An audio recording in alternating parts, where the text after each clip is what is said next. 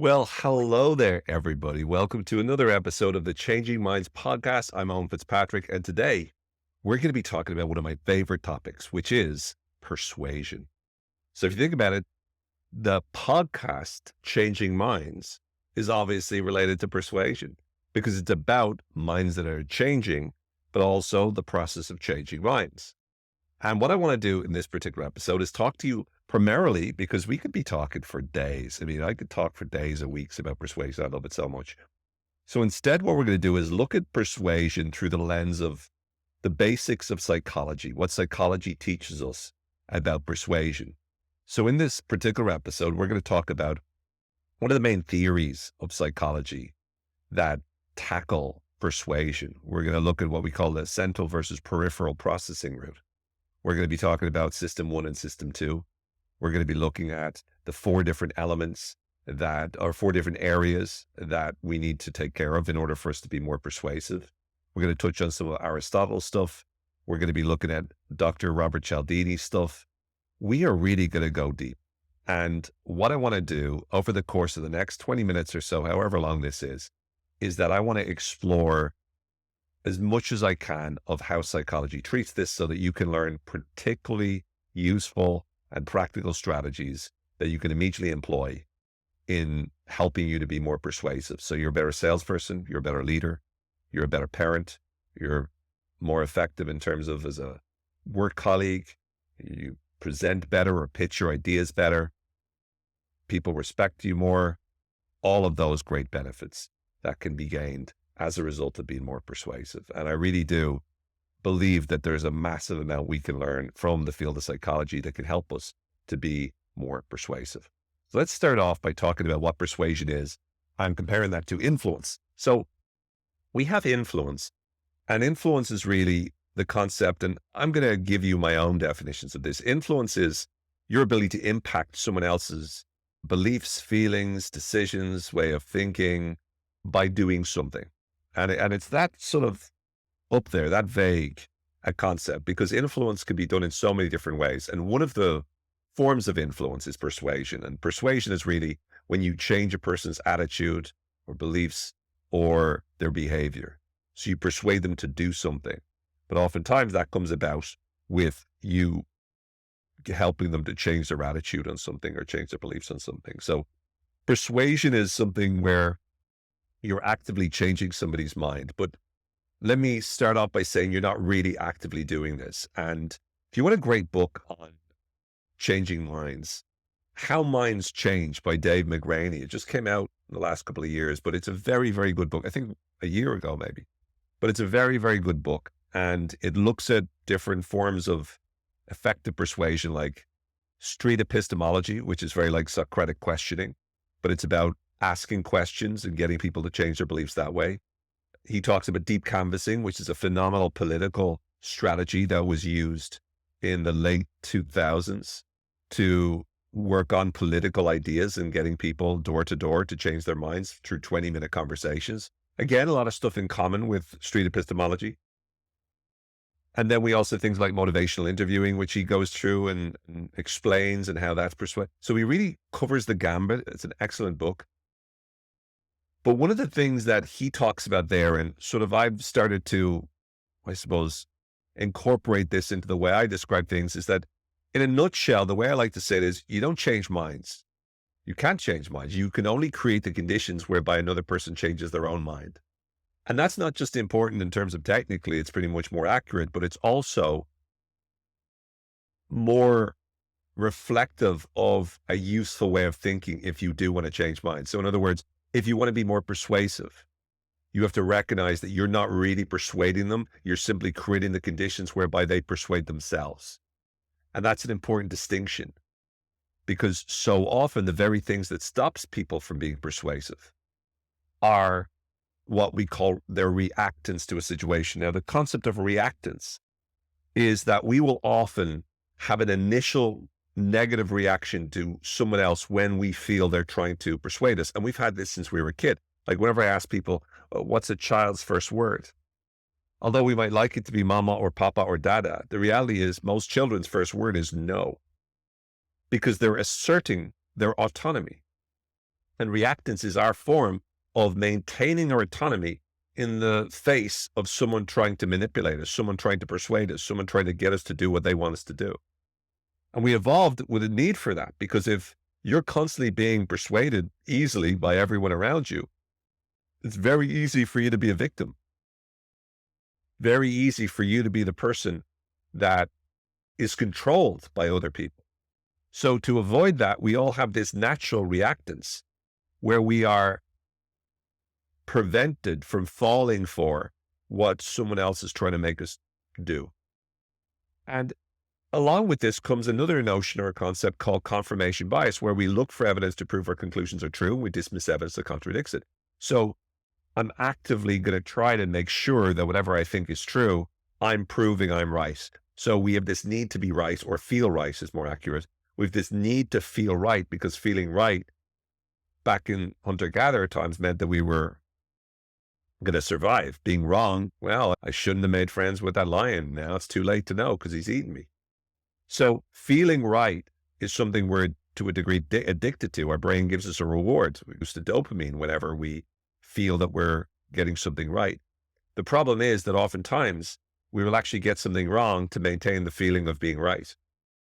And it's weird the way that happens, but the feeling of being right is in the moment, whereas we'll only figure out whether or not we were right down the line.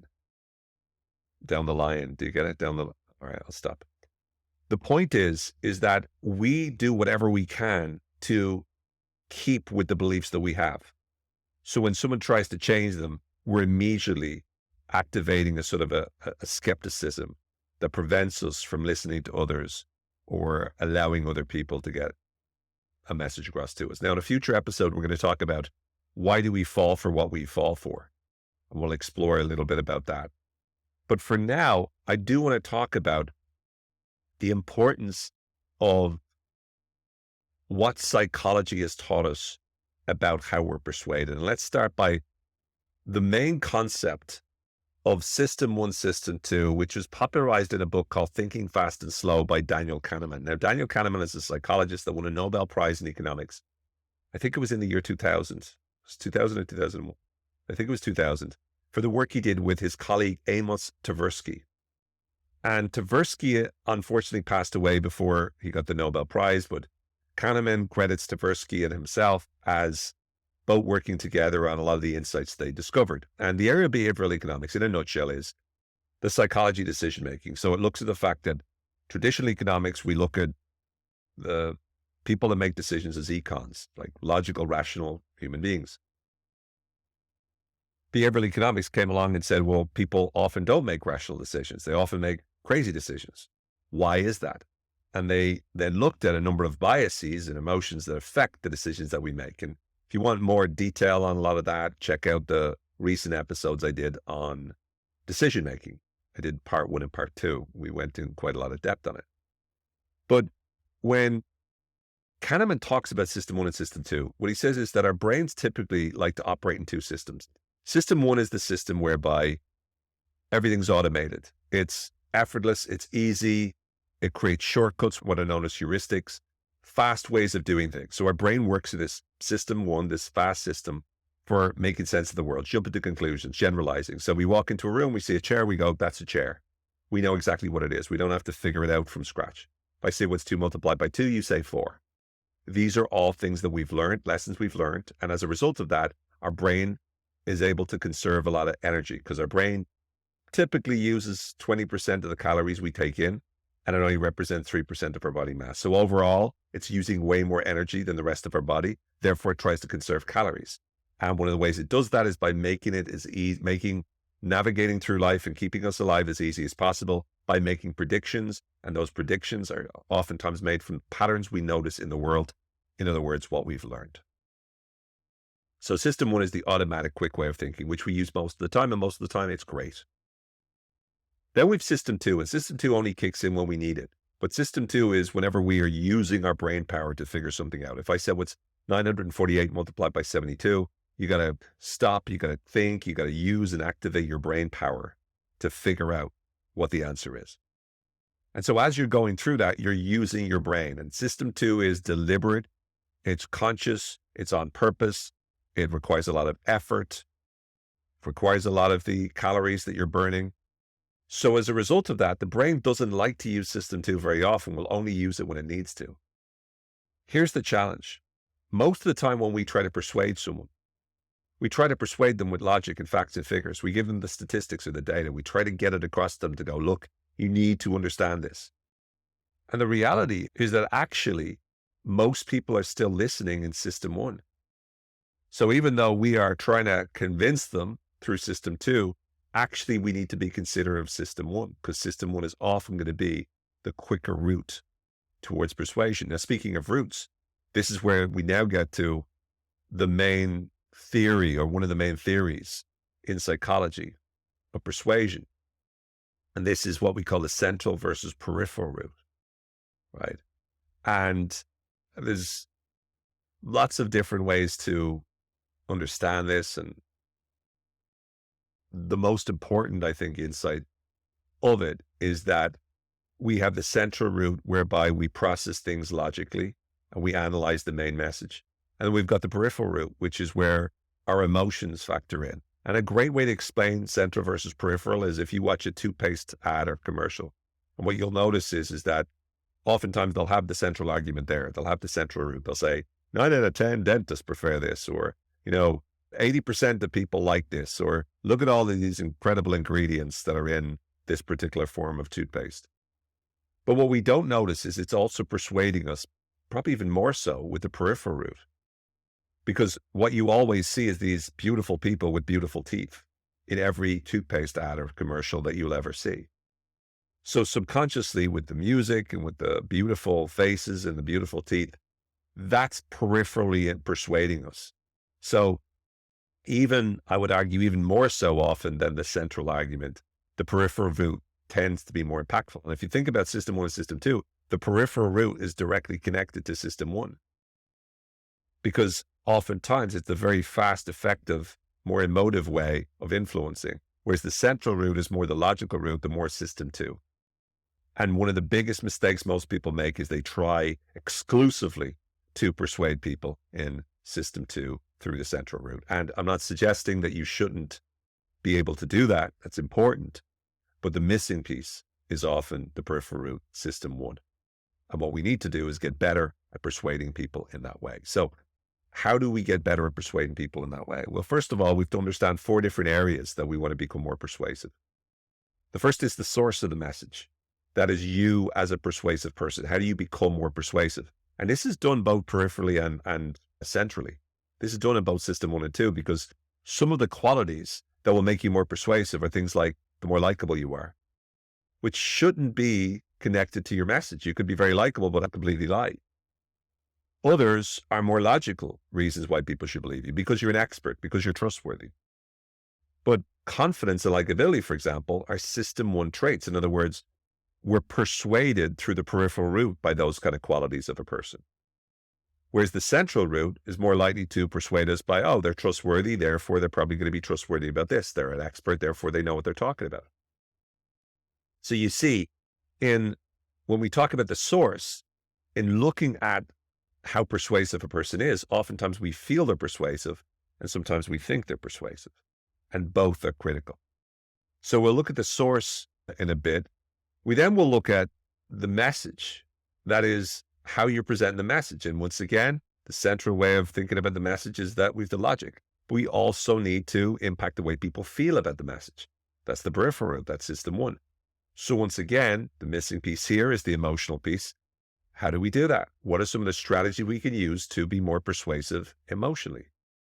Then we've got the medium of the message. That is how we present the message to people. And this is really about just understanding what are the limitations and what is the context in which you're delivering this message, the context and the limitations of the media. If you're writing an email to someone, that's different to speaking to a person in real life, that's different to speaking to a person over the phone or in video call or in a training or a presentation. You have to factor in the context and make a decision as to how do you leverage the power of that media while minimizing the limitations imposed by that media as well, to be as persuasive as possible.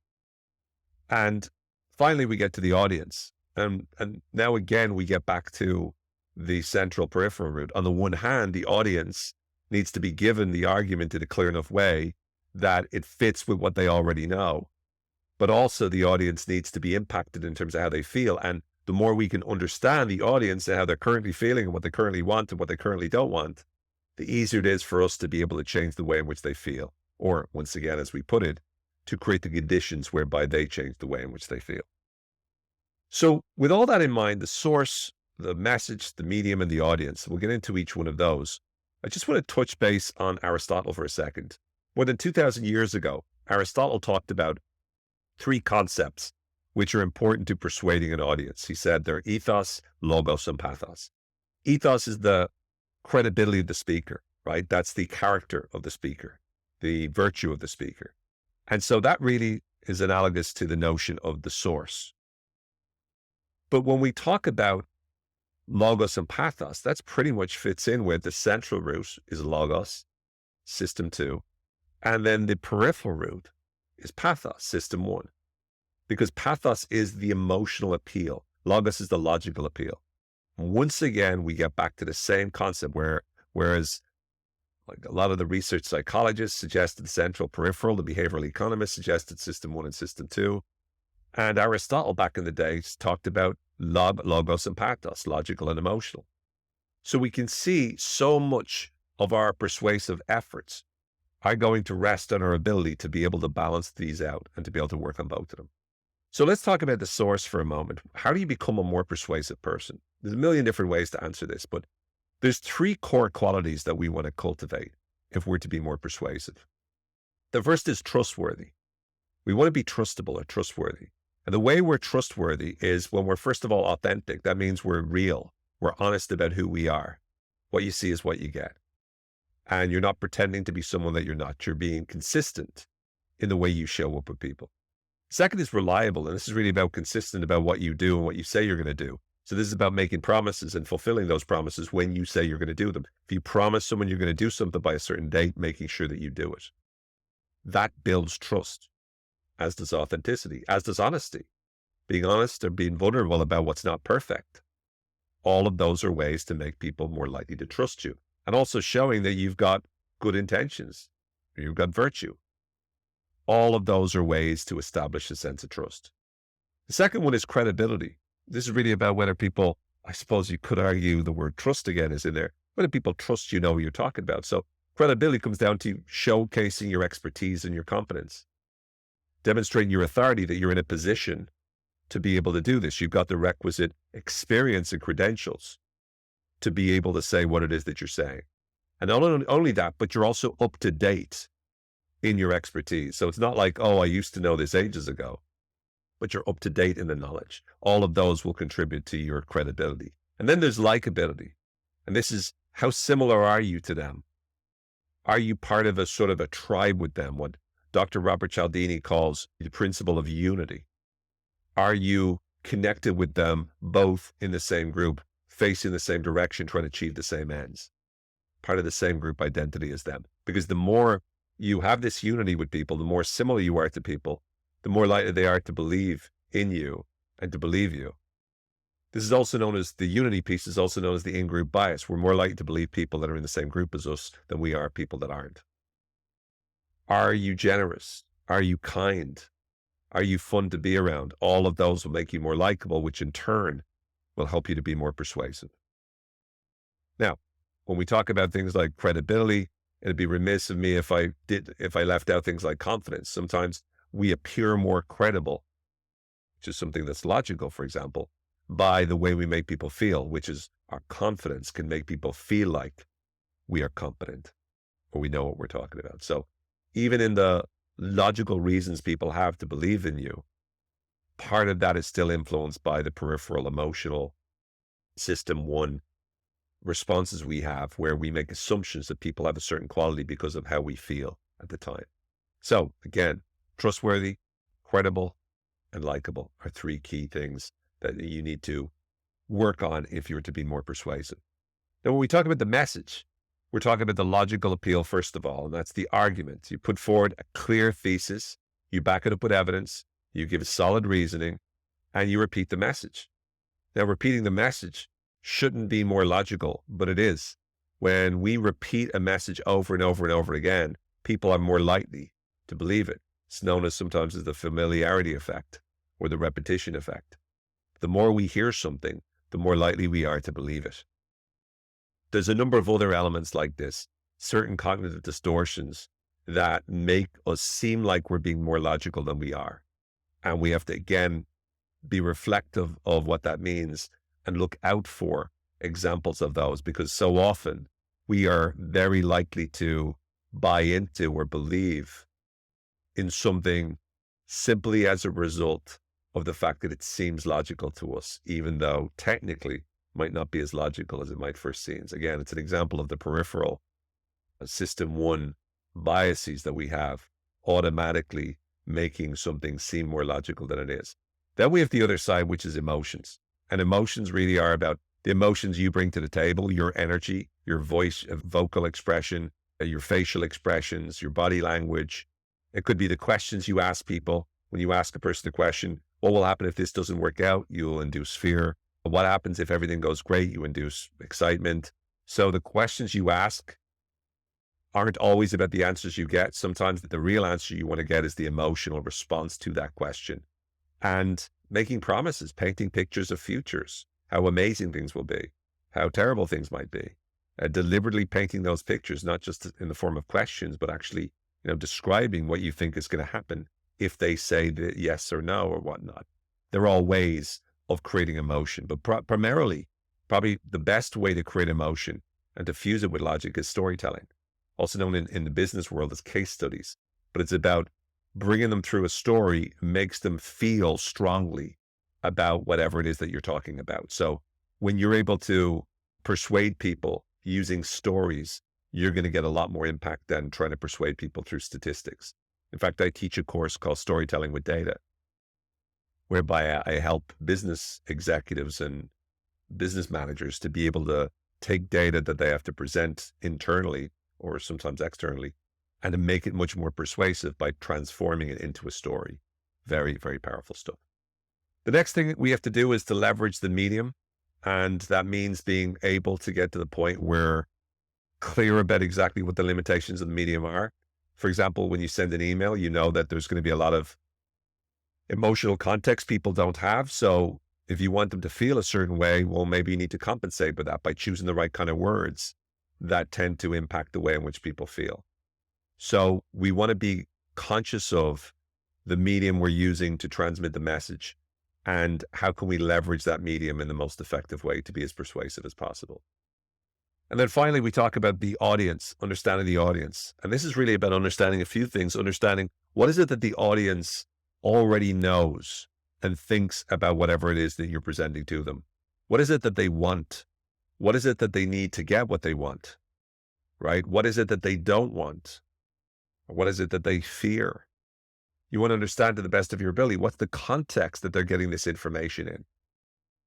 And by doing so, what you're trying to do is you're understanding the other person as much as possible so that the way you present your message is tailored to them, to that audience. You're understanding what's important to them, what's relevant to them, what their position is.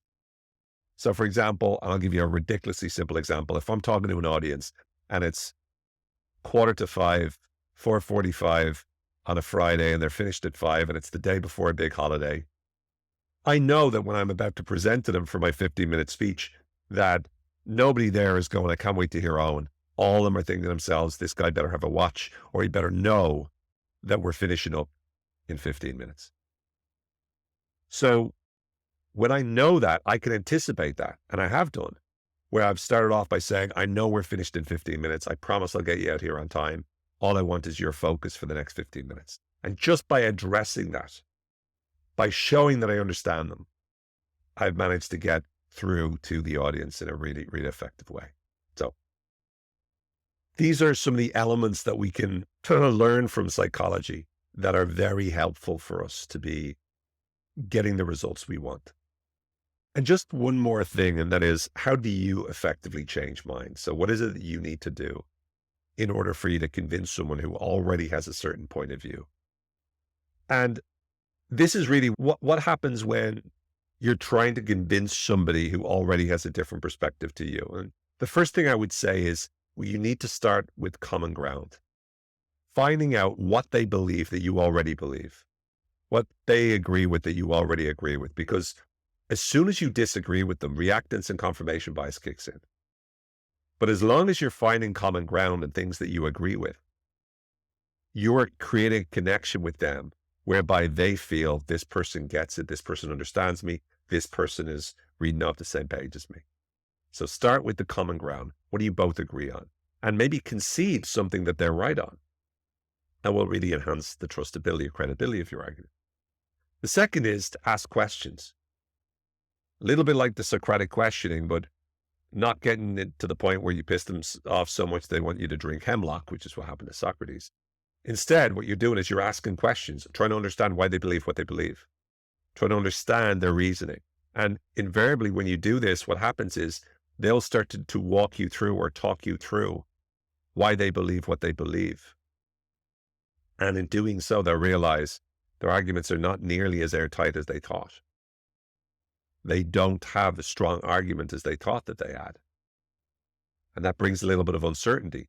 That's when you can go into step 3, where you introduce the certainty range. So you ask them on a scale of 0 to 100, 100 being they put their life on it, 0 being they don't have a clue, where would they put their certainty of their belief? And most of the time, because they've just gone through the reasoning, they're going to be a lot less than 100. They might be 80, 85. And that's when you then ask them the question, just out of interest, why did you say 85 and not 100? And now you get them, this is known as motivational interviewing. Now you get them making an argument to explain why it's not as high. They're not as sure as they thought that they were, which is really helpful because now they're arguing your case for you. And then the other part is to share your own perspectives, your own stories. Again, the most important thing for all of this is respectfully all the way through. So it never feels like you're going, here's why I'm right, and here's why you're wrong. Instead, what you're doing is simply sharing your perspective, your reasoning, which is more than likely going to be more thought out than theirs because you've thought about it in advance.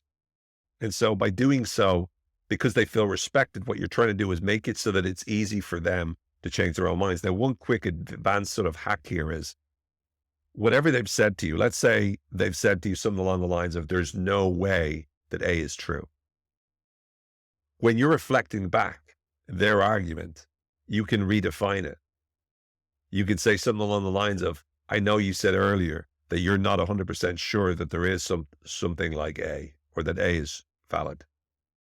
What you're doing there is you're taking their argument, making it something that, again, is pretty much similar to what they've said, but it leaves a lot more room for them to open up. If I say A is definitely not true, well, now it's hard for me to go back on it without accepting I was wrong. But if what I've said is, I'm not 100% sure that A is true, now all of a sudden, I'm much more open to being able to change my mind. So by you reframing or redefining what they've said, it makes it easier for them to change their mind. And the goal of this is to get other people to change their mind in your presence, as opposed to you changing theirs or making them feel wrong. So that's it. That's the episode for today. I hope you found it useful. I hope you found it fun. I love persuasion. I think it's fascinating. And I hope that you got an insight in terms of some of the psychological stuff. We covered what is known as the elaboration likelihood model, which is the sort of central peripheral sort of stuff. We talked about system 1 and system 2 from Daniel Kahneman. We looked at Aristotle's ethos, logos, and pathos. We looked at the importance of emotion and the various different qualities that make us persuasive, and how to use logic and emotion in delivering your messages, how to tweak the medium, and how to understand the audience more effectively, and how to maximize the likelihood of changing someone else's mind about something by realizing you don't change minds. You create the conditions whereby other people change their own minds. Hope you found this useful. Hope you find this worthwhile. And I look forward to seeing you next week. And if you were thinking to yourself, I'm not going to tune in next week, well, I'm hoping that I've persuaded you to do so. Take care, be well. And as always, may the force be with you, and may you continue to believe better. Bye for now.